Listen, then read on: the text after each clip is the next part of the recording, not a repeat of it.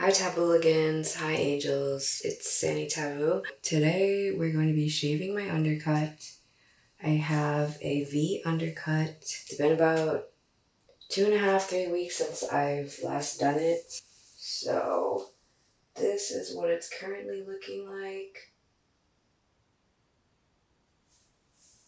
And it's just about that time to cut it. So the materials that you will need are 2 mirrors.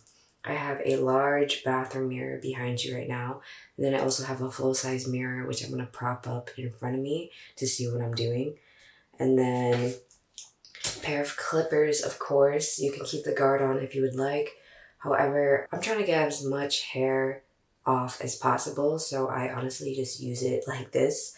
A pair of cutting scissors if you would like. This is optional. If you have hair on the longer side, alligator clips are very appreciated because it's going to be able to keep your hair up. If you have a hair tie, a ponytail tie, if you have longer hair, again, that's great. Also, claw clips. These are actually ones that I just made. Link in description to purchase. These are my inertia claw clips, which I'm so obsessed with. A video coming soon on this. In preparation of cutting your hair, I'm sure most of you know you're not going to want to use fresh out the shower clean hair. After I comb my hair, that's when I'm about to hop in the shower. As you can see, this is the mirror I was talking about.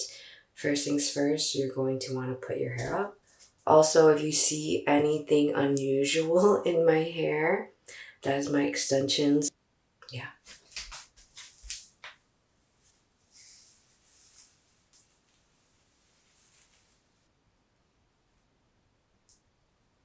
See, this is why these alligator clips are great, because they can really just get in there, you know, and make sure the hairs all move to the side. If you don't have 2 big mirrors like this, you can also have 2 mirrors with 1 big mirror and a handheld mirror, and you can just hold the handheld mirror if you're experienced enough and be able to like shave the hair off. That way, I had to do that when I was in Vietnam and cutting my hair. And then you also want like cleaning supplies such as a broom or a vacuum. Let's get started. Since I can see in the mirror directly in front of me, I can just shave off this right now.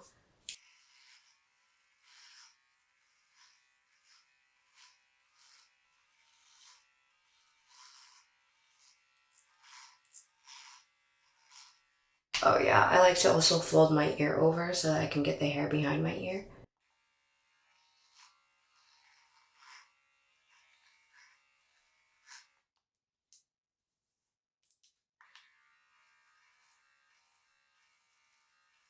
I'm gonna look into this mirror to see the back of my head, and I have pretty steady hands just due to doing graphic liner often, so I'm able to get like a clean shave.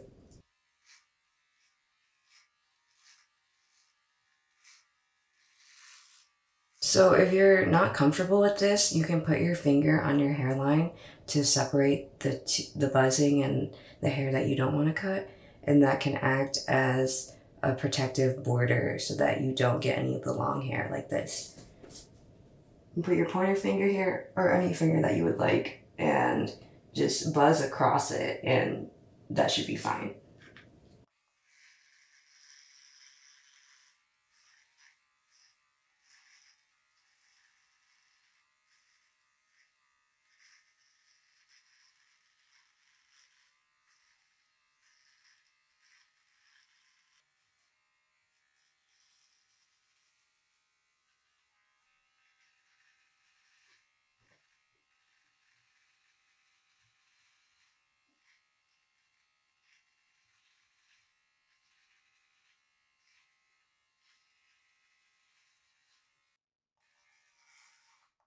See, I'm using my finger here, and if you're too scared to get in there, you can basically go like this with your buzzer. Make it into like a curve as you're going against the hairline instead of just going straight.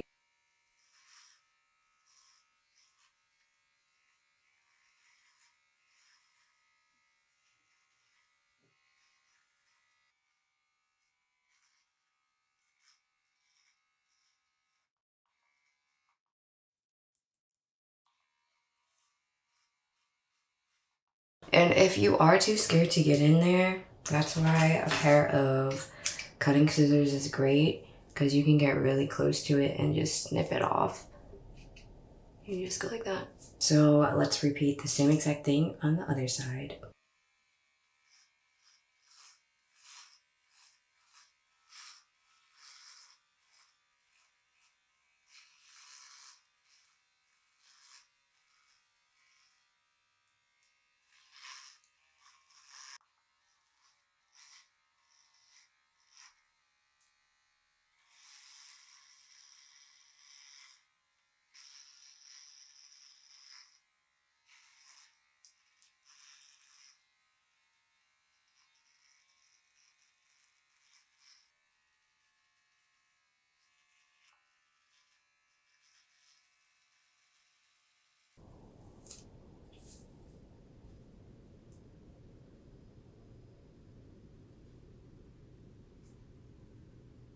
Well, I'm pretty happy with it, so I'm just gonna stop there. I just love this hairstyle because it's both long and short. So typically I'm a femme, for now at least, and I usually just have my hair down like this. But I just love being able to put my hair behind my ears and see the little shaved head going on. And then especially when I put my hair up,